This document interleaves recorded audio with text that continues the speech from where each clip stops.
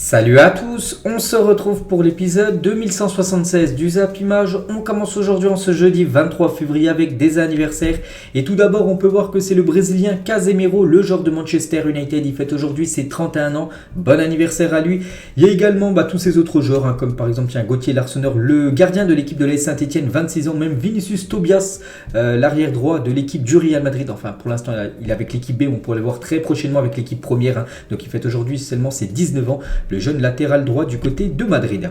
On va parler maintenant de la Champions League, on va parler des deux derniers huitièmes de finale qui avaient lieu hier soir et on commence tout d'abord avec l'équipe allemande du RB Leipzig contre Manchester City, score final 1-1 lors de ce premier acte on peut dire. Donc Gvardiol buteur côté Leipzig contre un but de Riyad Mahrez côté Manchester City, les statistiques de la partie. Donc en gros chaque équipe a eu une mi-temps, donc Manchester City a totalement dominé la première mi-temps et Leipzig a été bien meilleur en seconde période. Du coup c'est plutôt un match nul logique, donc tout se jouera lors du match retour, cette fois-ci du côté du stade de Manchester City. Donc les stats, donc plus de possession, pour côté Manchester City, 12 tirs, seulement 3 tirs cadrés, il y a eu beaucoup de tirs hors cadre. Et côté RB Leipzig, donc c'est 6 tirs, 4 tirs cadrés, même un tir cadré de plus que cette équipe de Manchester City, cette équipe allemande. Donc voilà, score de 1-1 et à deux vitesses, vu que comme j'ai dit, chacun a eu sa mi-temps lors de cette rencontre hier. Et l'homme du match, quelqu'un que tout le monde connaît, c'est l'Algérien Riyad Mahrez qui fait une grosse saison actuellement et c'est lui qui a reçu ce prix d'homme de la partie. Donc félicitations à Riyad Mahrez et en plus c'est lui le buteur et il vient de passer une barre des 20 buts quand même inscrits en Ligue des Champions. Félicitations à Riyad Mahrez. Donc avec ce but, Riyad Mahrez est devenu le 5e meilleur buteur africain de l'histoire de la Ligue des Champions avec 20 réalisations. Donc le record, en plus j'en ai parlé hier, c'est Salah et Didier Drogba, les deux sont à 44 buts en tant que joueur africain en meilleur buteur de la Ligue des Champions. Donc Riyad Mahrez lui est à 20 buts et il est actuellement 5e de ce classement. Voilà, le classement est là. Donc Mahrez 20, Sadio Mané 27, Samuel Eto'o 30 et Salah et Drogba sont à 44. Donc voilà les 5 meilleurs buteurs de l'histoire de la plus belle compétition, bien sûr cette Champions League. Et toujours avec ses 20 buts en Ligue des Champions, Riyad Mahrez, donc il rejoint par exemple Gabriel Jesus, Gareth Bale, Fabregas ou même Fernando Torres aussi, ces 4 autres joueurs là aussi inscrits 20 buts dans leur carrière en Ligue des Champions. Donc il y en a où c'est fini, comme Bale, Fabregas ou même Fernando Torres, peut-être Gabriel Jesus lui peut encore bien sûr augmenter ce total de 20 buts vu qu'il est toujours joueur en activité, il joue, on le sait tous, du côté de Arsenal. Toujours avec Riyad Mahrez après le nul contre Leipzig. Donc tout d'abord il a dit Haaland n'est pas là pour toucher 70 ballons par match, mais il va revenir. Donc là par exemple on va revenir tout d'abord sur Haaland, ce qu'il vient de dire. Donc le coach veut qu'il soit plus dans le jeu, mais c'est un attaquant puissant qui va vite, on connaît ses qualités, ce n'est pas à lui de décrocher, d'aller chercher les ballons, il n'est pas là pour toucher 70 ballons par match. C'est vrai que c'est pas un joueur qu'on demande beaucoup de qu'il soit vraiment important dans le jeu. Surtout ce qui est important pour Haaland, c'est de mettre ses ballons au fond des filets. C'est pour ça que souvent il touche très peu de ballons. On va en parler juste après, le nombre de ballons touchés de Haaland lors du match hier. Et toujours avec Riyad Mahrez, cette fois-ci sur le match.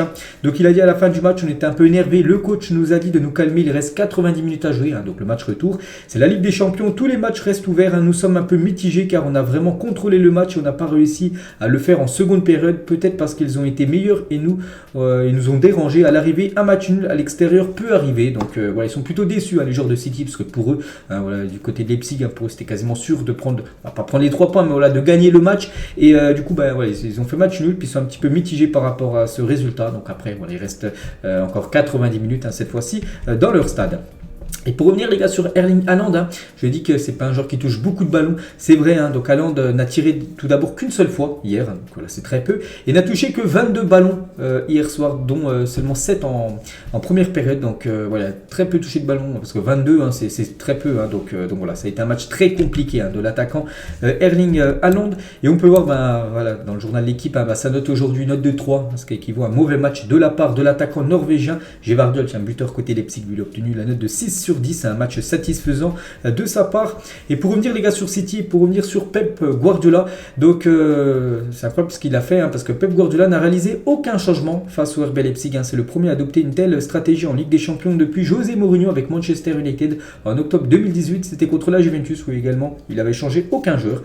Donc c'est pour ça qu'Haaland il a joué tout le match. Et c'est vrai qu'on peut penser par exemple à Alvarez, le champion du monde argentin qui était sur le banc, il n'a pas pu rentrer, parce que aucun joueur, il n'y a eu aucun changement. Il est reste avec son 11 de départ jusqu'à la fin du match. Hein. C'est plutôt inédit parce que voilà, on sait que souvent, bien sûr, il y a des changements, mais pas qu'il y a quand même 5 changements possibles. Hein, et Pep Guardiola en a fait aucun. Et toujours avec Pep, donc très énervé après le match nul. Pep Guardiola a eu une discussion animée sur le terrain avec ses joueurs. Hein. Il leur a ensuite ordonné d'aller saluer les fans qui se sont déplacés. Hein, voilà, le long déplacement de Manchester à Leipzig. Hein, donc voilà, concernant cette équipe de Manchester. Et concernant l'équipe du RB Leipzig, voilà, comme l'espoir, hein, il faut juste aller chercher maintenant la gagne, on va dire, du côté de Manchester City. Bon, ça sera compliqué, mais voilà, le football, hein, tout est possible. Et on va parler de ce grand talent, Gvardiol, un joueur que maintenant tout le monde connaît. Hein. Ce défenseur croate, et regardez comment il s'est envolé, tout simplement pour prendre ce ballon de la tête pour marquer le but. Hein.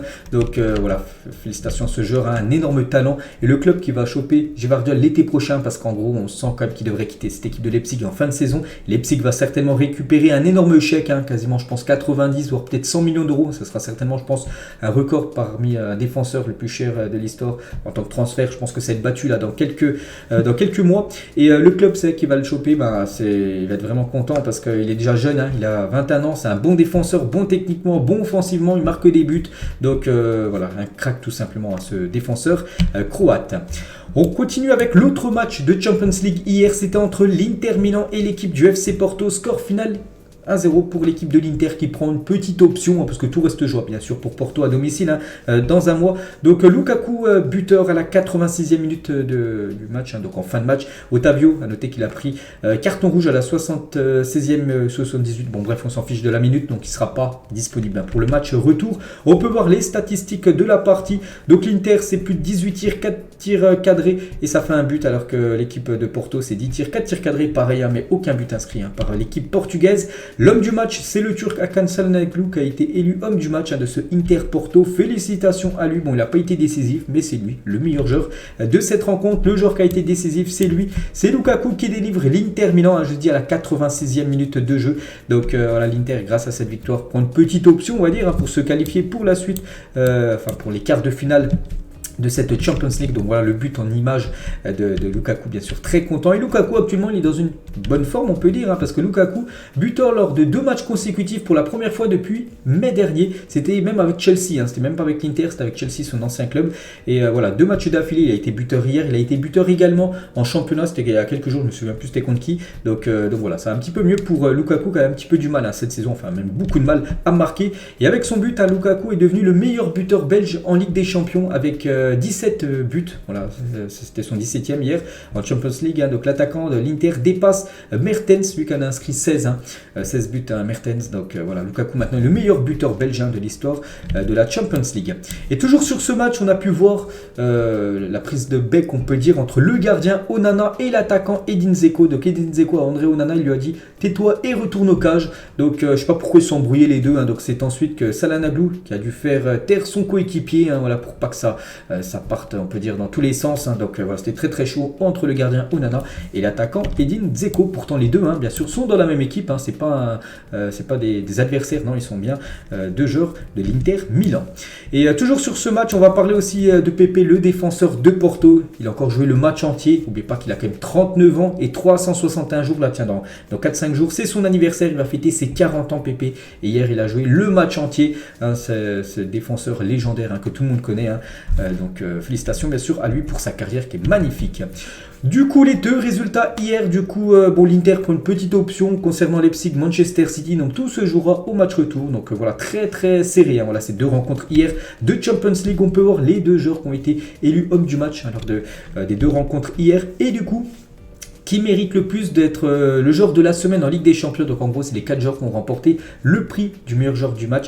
Donc il y a Lozano du côté de Naples, il y a Vini Junior du côté du Real, Mahrez du côté de City et Çalhanoğlu du côté de l'Inter. Bon, je pense qu'il n'y a pas trop de surprises. Même vous regardez la vidéo là, vous savez qui sera certainement l'heureux élu. Ça sera bien sûr le joueur du Real Madrid, Vini Junior, avec 2 buts, une passe décisive. Il y a de grandes chances que ça soit lui, le joueur de la semaine en Champions League. Mais on va le savoir là. Dans quelques heures, ça sera qui officiellement le joueur. Du coup, coup, ben, c'est fini. Enfin, les phases allées, on va dire, des huitièmes de finale. Donc voilà tous les résultats. Donc en tout, il y a eu 17 buts, dont comme 7 lors d'un match, Liverpool-Real Madrid, sinon 10 autres buts sur les autres pelouses. Donc tout reste jouable. C'est vrai qu'il n'y a pas une équipe qui est quasiment sûre. Peut-être le Real Madrid, enfin, il n'y a rien de toute façon sûr dans le football, mais le Real Madrid a quand même une très belle option pour se qualifier pour la suite. Naples aussi, je pense que Naples, ça devrait le faire aussi avec une victoire 2-0 à Francfort. Ils vont recevoir, je ne vois pas comment ils pourraient s'effondrer, le Benfica aussi qui va recevoir l'équipe de Bruges. Sinon, tous les autres matchs, les gars, ça sera vraiment tout indécis, que ce soit le PSG qui peut faire l'exploit du côté du Bayern, Tottenham qui peut renverser la situation contre Milan. Il y a qui autre Chelsea qui peut aussi renverser, voilà, avec cette mauvaise saison qu'ils font, ils peuvent faire renverser l'équipe de Dortmund au match retour. City, Leipzig, c'est totalement indécis. Et Porto aussi qui peut le faire contre l'Inter. Donc voilà, c'est maintenant tout se jouera bien sûr dans un mois pour la phase retour. Et si on fait le bilan des clubs anglais, vous savez, les clubs anglais, c'est les clubs très riches qui investissent beaucoup sur le mercato. Et c'est vrai qu'ils ont énormément déçu sur ces huitièmes de finale aller avec 4 matchs et 3 défaites. Donc l'équipe de Tottenham, l'équipe de Chelsea, l'équipe de Liverpool et un match nul, l'équipe de Manchester City. Aucune victoire en huitième de finale pour un club anglais. C'est plutôt inédit. Je sais pas, ça date depuis combien d'années. Ils n'ont pas rapporté une victoire en huitième. C'est plutôt rare. Et c'est plutôt les clubs italiens, eux, qui ont vraiment performé lors des huitièmes. Parce que les 3 clubs italiens, mais ils ont tous gagné. Que ce soit l'AC Milan, que ce soit l'équipe de Naples ou l'Inter Milan hier. Donc félicitations à ces 3 clubs italiens. Et en plus, on peut voir qu'ils ont gagné et sans prendre de but. Et c'est la première fois de l'histoire des huitièmes de finale à la Ligue des Champions que 3 clubs italiens remportent, donc gagnent leur match sans encaisser de but. Donc la preuve avec ces 3 succès de ces équipes italiennes. Toujours avec la Champions League, on peut voir aussi le classement du meilleur buteur de cette saison de Champions League. C'est Salah avec 8 buts devant Mbappé 7 buts, Vini Junior 6 buts. On peut voir par exemple Haaland qui a 5 buts, Messi 4 buts ou Leroy Sané 4 buts. Si vous cherchez, je sais pas, tiens, par exemple Benzema, il a 2 buts. C'est les 2 buts qu'il a inscrits. Il a qu'il n'a pas inscrit de but en phase de poule, l'attaquant Karim Benzema. Donc voilà ce qu'il y a à dire sur la Ligue des Champions. On va passer cette fois-ci à l'Europa League car ce soir c'est les 16e de finale retour de l'Europa League. Donc on peut voir 4 affiches à 18h45, 4 autres affiches à 21h. On parlera bien sûr de tous ces résultats. Demain, on peut voir à chaque fois en dessous de l'horaire les résultats déjà lors du match aller, parce qu'il y a déjà eu le match aller qui se sont déroulés hier. Donc voilà, toutes ces rencontres. Et on peut voir aussi les équipes les plus en forme. Voilà, donc les 10 équipes les plus en forme, donc les 2 meilleures équipes, c'est Salzbourg et Monaco qui restent quand même sur 5 victoires d'affilée, toutes compétitions confondues, bien sûr. Donc voilà, on va parler nous d'un match, bien sûr, d'Europa League. C'est ce match retour entre Nantes et l'équipe de la Juventus. À quelle heure? C'est à 18h45 ce soir, cette rencontre. Et ça fait la une du journal L'équipe aujourd'hui, forcer le destin. Donc après leur super match aller 1-1 à Turin. Donc les Nantais rêvent d'un exploit, ils doivent s'imposer face à la prestigieuse Juventus, qui est quand même un club historique pour accéder au huitième de finale. Et on peut voir tout d'abord le groupe convoqué par le coach Comboiré, voilà, pour cette rencontre. Donc voilà, tous les joueurs qui sont là. Donc bien sûr Ludovic Blas, quasiment le meilleur Nantais, est bien présent. Coco, on peut voir aussi Ganago. Donc 10 jours après le décès de sa fille des suites d'une longue maladie, on en avait parlé il y a quelques jours. Donc Ignatius Ganago sera disponible donc pour le match ce soir, parce qu'on peut voir que son nom est bien inscrit parmi les attaquants du côté des Canaries. Et Antoine Comboiré qui était en conférence de presse hier avant ce match, donc il a dit c'est un grand match, donc maintenant aujourd'hui, surtout pour la Juventus, pas pour nous.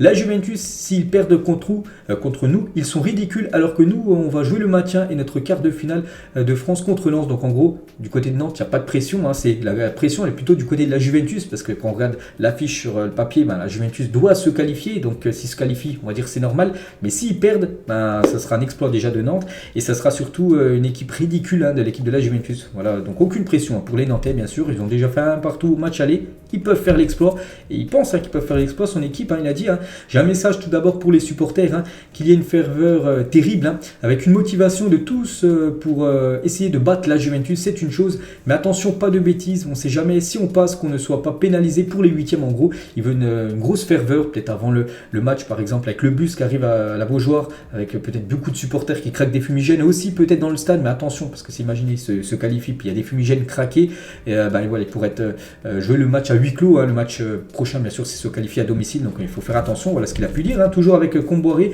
On peut gagner donc ce soir, ou faire match nul et se qualifier au tir au but. On s'est donné le droit de rêver, on a tout fait pour qu'il y ait un enjeu sur ce match retour. Il y a une grande motivation, on va essayer de casser les statistiques. Il a également dit, il faut croire que cette équipe est capable de se transcender, de répondre présent dans les grands rendez-vous. On ne pensait pas avoir à affronter un tel adversaire. La Juventus, quand même bien sûr un club historique. Il joue plutôt la Ligue des Champions. Si les joueurs font les choses bien aujourd'hui, on peut rentrer dans la légende en éliminant la grande équipe de la Juventus Turin. Et Comboiré toujours, et pour finir avec lui, sur la présence de Deschamps. Deschamps, n'oubliez pas, il a dit qu'il sera présent pour cette rencontre à la Beaujoire. Il a dit la vraie question, c'est Deschamps vient-il en tant que sélectionneur de l'équipe de France, ancien joueur de la Juventus ou ancien Nantais? J'espère qu'il sera un peu plus Nantais jeudi. Il a intérêt avec Deschamps à jouer du côté de la Juventus. Il a également joué du côté de Nantes. Où est-ce qu'il vient tout simplement en tant que sélectionneur de l'équipe de France pour regarder, par exemple, Alban Lafont, le gardien nantais, vu que c'est un gardien qui pourrait être dans le groupe de l'équipe de France dans un mois pour les 2 prochains matchs des Bleus pour se qualifier pour le futur Euro. Et tiens, en parlant d'Alban Lafont, les gars, sur le match retour face à la Juventus, lui aussi il était en conférence de presse hier, il a dit le match d'une vie, c'est un match important parce que des matchs face à un tel adversaire, on n'en joue pas souvent dans une carrière, il faut vivre le match à fond et ne pas passer à côté de cet événement. Et il a également dit, on sait quelle est la différence d'avoir les supporters derrière nous, avoir le public avec nous, ça va être une motivation supplémentaire, on attend beaucoup d'engouement autour de ce match et on espère le rendre là pareil, ça peut changer la donne. Bien sûr, vu que le public nantais sera le 12e homme ce soir du côté de Nantes. Donc voilà, c'est avant-match, on va dire, de cette équipe côté nantais. Et côté Juventus Turin, on peut voir le groupe de la Juventus pour son déplacement à Nantes ce soir. A noter que Chiesa, joueur très important, et Paul Pogba, Paul Pogba aussi n'est pas là. Donc sinon, Di Maria, Moskin, Alexandro, Danilo, ou même, je sais pas, Adrien Rabiot seront bien présents pour cette rencontre ce soir. Et Max Allegri se méfie de Ludovic Blas. J'ai dit quasiment le meilleur Nantais depuis quand même pas mal de temps. Donc il a dit le technicien italien estime que son équipe dispose des atouts pour passer, mais se méfie tout de même d'un Nantais, le milieu offensif Ludovic Blas. Il a dit très fort selon lui.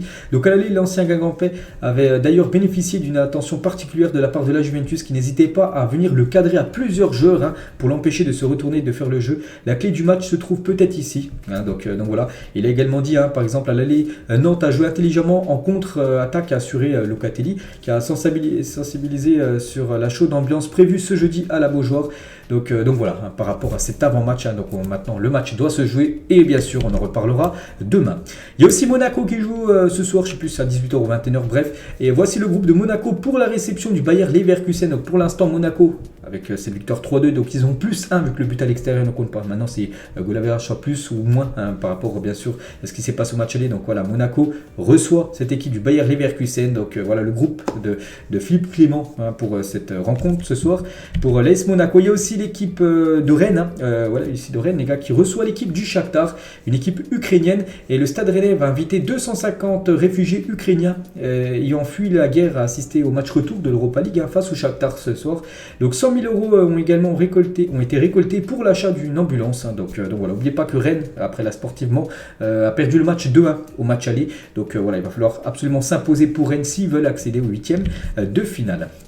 On va parler aussi de cette très belle équipe de Union Berlin lors de leurs 20 derniers matchs, toutes compétitions confondues, 14 victoires, c'est énorme, 3 matchs nuls et seulement 3 défaites, ils sont actuellement dans les 3 premières, je crois 3e, ils sont ex aequo avec le Dortmund et le Bayern Munich, ils ont le même nombre de points, vous savez, en Bundesliga, et ce soir ils jouent ce match retour contre l'Ajax Amsterdam au match aller, il y a eu 0-0 Amsterdam, là cette fois-ci c'est à Berlin, le match retour, donc là aussi c'est une très très belle affiche, ce Union Berlin Ajax ce soir.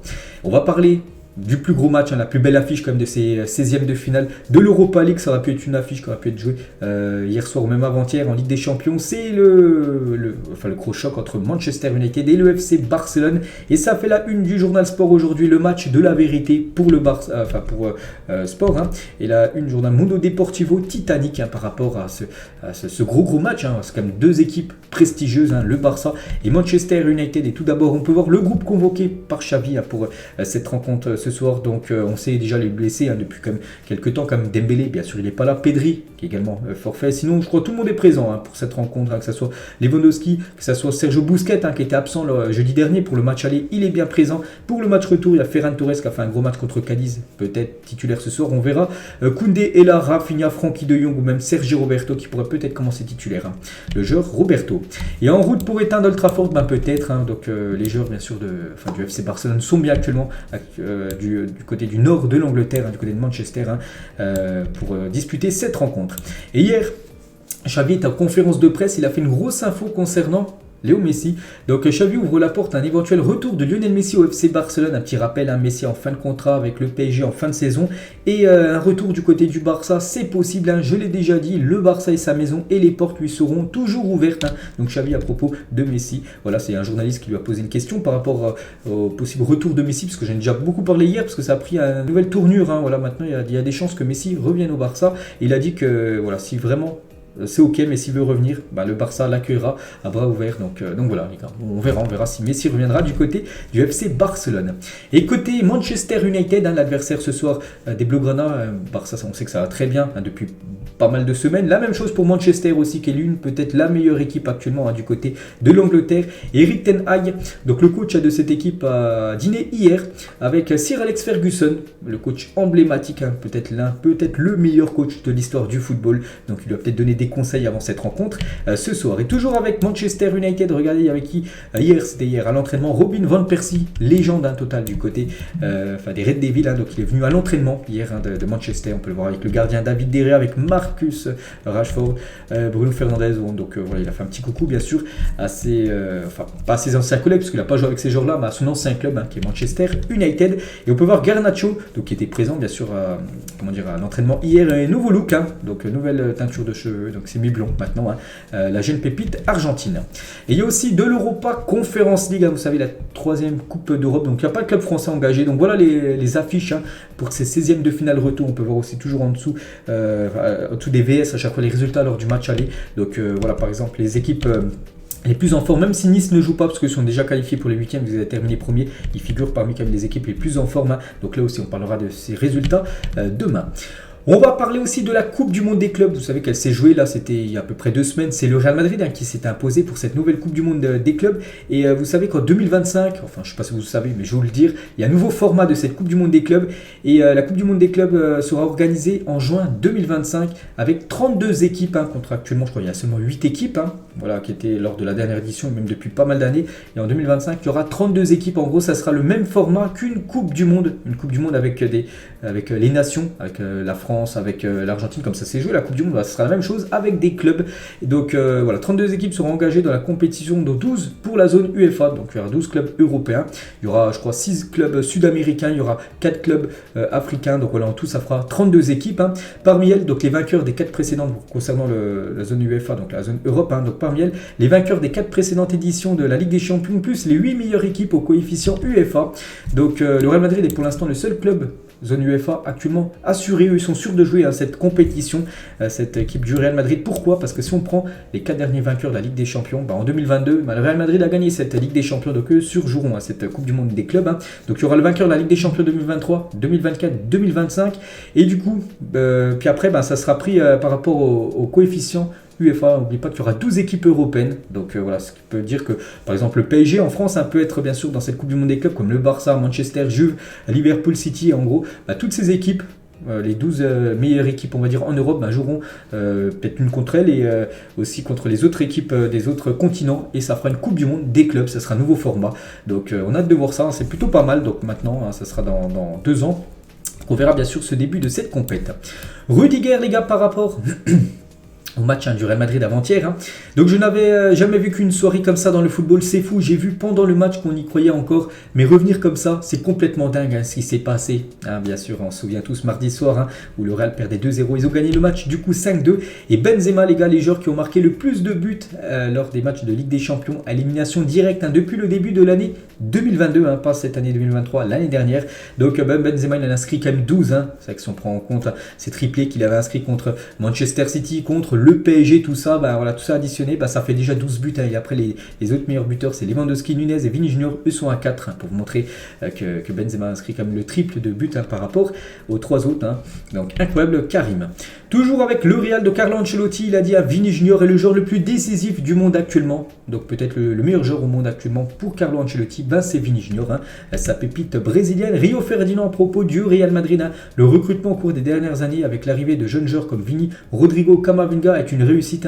Ces joueurs ressemblent maintenant à de vrais joueurs de Ligue des Champions. On sait que le Real Madrid recrute quand même très bien. Il recrute en plus très bien sur des jeunes joueurs comme Vini, Rodrigo, Camavinga maintenant qui performent énormément avec l'équipe madrilène. Donc voilà, pour Rio Ferdinand, le Real Madrid a vraiment une réussite, que ce soit en Ligue des Champions ou même dans le recrutement.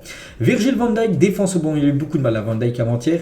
Il a dit par rapport à ce match retour, la mission au match retour, il fait faire une remontada, on peut dire, est presque impossible pour lui. C'est que ça va être très compliqué. Bon, après, il n'y a rien qui est impossible dans le football, mais ça sera très compliqué de mettre un +3 quand même à l'équipe du Real à Madrid, avec cette atmosphère spéciale qu'il y aura, on sait. Donc voilà. Bon, après, on verra ce que il faudra montrer un tout autre visage que ce qu'a montré l'équipe de Liverpool en seconde période.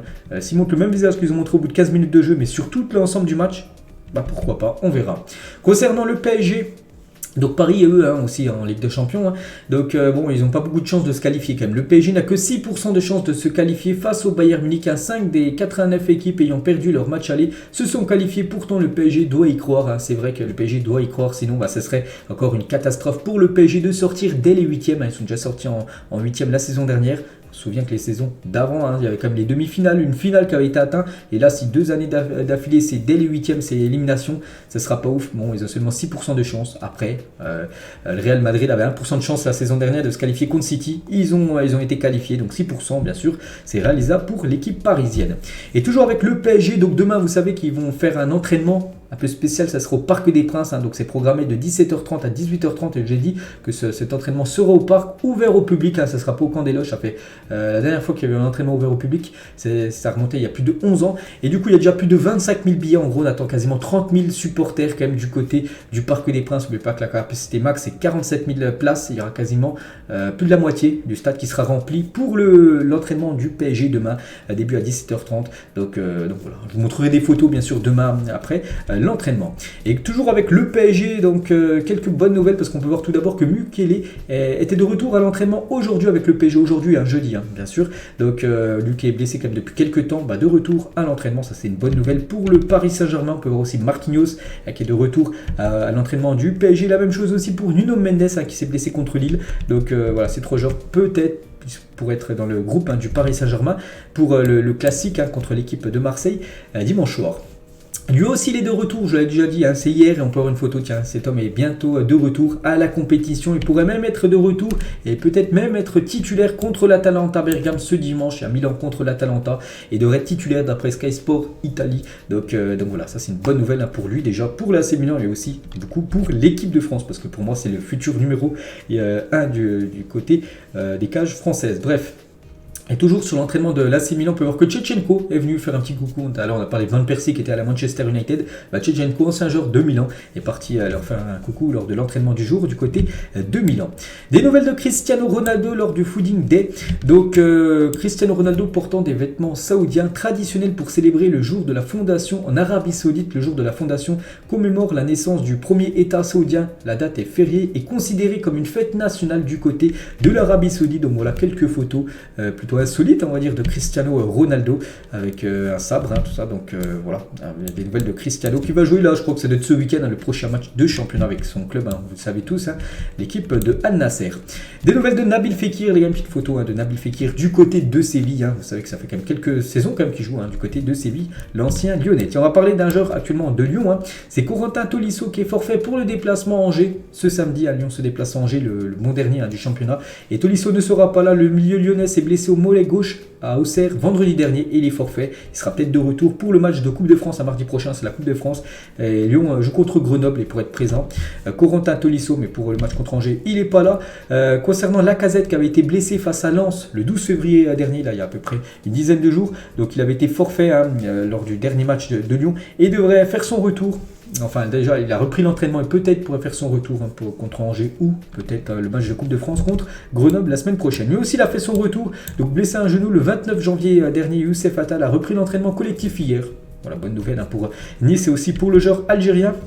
On va parler de Lyon qui annonce le retour de Sonny Anderson en tant que conseiller de Lyon de l'OL Group. Donc il sera présenté ce jeudi matin à la presse, là, ce matin. Donc demain je vous montrerai peut-être quelques photos si j'en ai de Sonny Anderson en tant que nouveau conseiller sportif de Jean-Michel Aulas. Nagelsmann écope d'une amende de 50 000 € après ses critiques contre l'arbitre. Donc en gros il s'est emporté, on peut voir remonter après la défaite de Munich à Gladbach, souvenez-vous 3-2 la semaine dernière. L'entraîneur du Bayern Nagelsmann avait vivement critiqué l'arbitre de la rencontre. En conférence de presse tout ça, et du coup il a pris quand même une grosse amende, donc il a écopé d'une lourde amende de 50 000 €, mais a évité une suspension. Il ne sera pas suspendu de banc, il sera quand même sur le banc lors du prochain match de championnat, mais 50 000 € d'amende. Donc il s'était excusé à la fin de ça, il avait dit les émotions font partie du sport, et vu le carton rouge, j'ai dû me défouler après le match. C'est par rapport au carton rouge qu'avait pris en gros Dayot Upamecano seulement au bout de 9 minutes de jeu, c'est pour ça qu'il a un petit peu disjoncté, c'est pour ça qu'il s'en est pris à l'arbitre. Il a dit cependant je dois m'excuser pour le choix des mots auprès de l'équipe autour de Tobias Wells, donc l'arbitre de la rencontre. Malheureusement, je suis allé trop loin. Donc voilà, il s'est excusé. Du coup, 50 000 € d'amende quand même pour Nagelsmann. Les supporters de l'Ittihad Tanger, dernier du championnat marocain, ont mis feu au stade Batouta lors du derby du Nord face à Tétouan. Donc c'était hier soir du côté du championnat marocain. Regardez cette ambiance avec tous les fumigènes craqués. C'est tout simplement magnifique. Et toujours au Maroc, donc Elias Zidane et Shakel Van Persie, donc le fils de Zidane et le fils de Robin Van Persie qu'on a parlé tout à l'heure, s'affrontent en tournoi de jeunes au Maroc lors du tournoi international au sein de l'académie Mohamed VI. Donc il y a Marseille, il y a Lyon, Strasbourg, le Real Feyenoord ou même encore Génération Foot, donc une équipe sénégalaise, ils sont représentés. Voilà, en gros c'est un tournoi avec des grandes équipes, et donc voilà, il y a quand même des fils de grands joueurs comme le fils Van Persie ou même le fils Zidane. Les joueurs les plus décisifs des 5 grands championnats européens depuis la fin de la Coupe du Monde, c'est bien Marcus Rashford, le premier à 16 buts et 4 passes D, devant Benzema, 12 buts et 4 passes D, et Wissam Ben Yedder, 9 buts et 3 passes D, quand même 2 Français dans le top 3. Félicitations bien sûr à ces 3 grands joueurs. Tiens, toujours avec Rashford, vu qu'on parlait de Rashford juste avant, donc Lewis Hamilton et Marcus Rashford, c'était avant-hier, j'ai dit qu'il y avait une cérémonie, enfin c'était un gala de Montclair, une marque, et on peut voir que les deux stars, donc une au football et l'autre en Formule 1, se sont rencontrés. On va parler de Brentford qui est invaincu comme depuis 11 matchs en Première Ligue. Cette équipe qu'on parle peu, on parle beaucoup de City, Arsenal, tout ça, mais on parle très peu de Brentford, et c'est quand même invaincu pendant 11 matchs d'affilée. Cette équipe surprise du côté de l'Angleterre. Samuel Guijo, le défenseur de l'OM, se dirige vers un forfait pour OM-PSG dimanche prochain. Le défenseur portait une botte de marche pour soulager sa cheville droite encore aujourd'hui, donc à J-3 de ce classique français. Donc il y a de fortes chances qu'il soit forfait. Bon, pour l'instant je ne sais pas, mais bon, quand on voit cette image avec une botte de marche, donc ça sent pas bon pour la participation de Guijo pour cette rencontre. De Laurentiis, c'est le président de Naples, et par rapport à ces 2 pépites, si Victor Osimhen et Kvaratskhelia sont vendables, est-ce qu'ils partiront en fin de saison? Il a dit: je suis très bon pour établir des contrats, et quand les joueurs viennent à Naples, ils sont bloqués, donc ça ne sera pas difficile de les garder. En gros, ils sont invendables, d'après ce qu'il a dit. De Laurentiis, ils sont bloqués du côté de Naples. Bon, après on verra, parce que vous savez que des fois les présidents tout ça disent qu'ils sont pas vendables, puis quand même ils sont vendus, bien sûr, quand une énorme offre arrive. Toni Kroos, lui, concernant sa situation, il hésite toujours entre prolonger une saison au Real Madrid ou prendre sa retraite à la fin de la saison. C'est Fabrizio Romano qui dit ça, voilà, qu'il pourrait prendre sa retraite à seulement 33 ans plutôt, le joueur Toni Kroos. Concernant N'Golo Kanté qui a repris l'entraînement, je l'ai dit, c'est avant-hier, donc Chelsea et N'Golo Kanté sont toujours en négociation pour une prolongation de contrat. Il y a de l'optimisme pour la prolongation du français. Il est en fin de contrat, en fin de saison, Kanté. Donc la priorité de Kanté a toujours été de rester avec les Blues, car il aime le club, il aime cette équipe de Chelsea. Donc voilà, pour l'instant ça parle, mais pour l'instant il n'y a toujours rien de signé. Concernant Pickford, a trouvé un accord avec Everton pour prolonger son contrat, alors que les rumeurs plutôt l'envoyaient vers d'importants clubs de Première Ligue. Et du coup, il devrait même, snober, on va dire, ces grands clubs de Première Ligue, parce qu'il y a des rumeurs, mais plutôt rester du côté de Everton. On va parler de Rami Bensebaini, l'ancien joueur de Rennes, un joueur de Gladbach, encore pendant quelques semaines, parce que la fin de la saison, c'est sûr, Dortmund a bouclé la signature de Rami Bensebaini, libre au 30 juin prochain, donc il est en fin de contrat, en fin de saison, et il rejoindra gratuitement cette équipe de Dortmund, le défenseur gauche algérien. Et concernant Jonathan David, qui fait une grosse saison actuellement du côté de Lille, c'est bien le RB Leipzig qui est très intéressé par Jonathan David, auteur de 15 buts en 23 matchs de Ligue 1 cette saison, les co-meilleurs buteurs du championnat avec Balogun et Mbappé. L'opération semble quand même difficile pour cette équipe allemande. Pourquoi? En raison de son coût très élevé. C'est Fabrizio Romano qui dit ça. Parce que Lille, vu qu'ils savent qu'il fait une grosse saison, on va essayer d'en tirer le maximum d'argent. Et pour Leipzig, c'est peut-être ça qui va coincer, bien sûr, le montant que va fixer l'équipe de Lille. Et on finit cet épisode aujourd'hui avec cette question. compliqué quand même à répondre, hein. Donc le titulaire, le remplaçant, une vente parmi ces 3 joueurs-là. Donc chacun son choix, je vais vous donner mon point de vue, n'hésitez pas à mettre le vôtre en commentaire.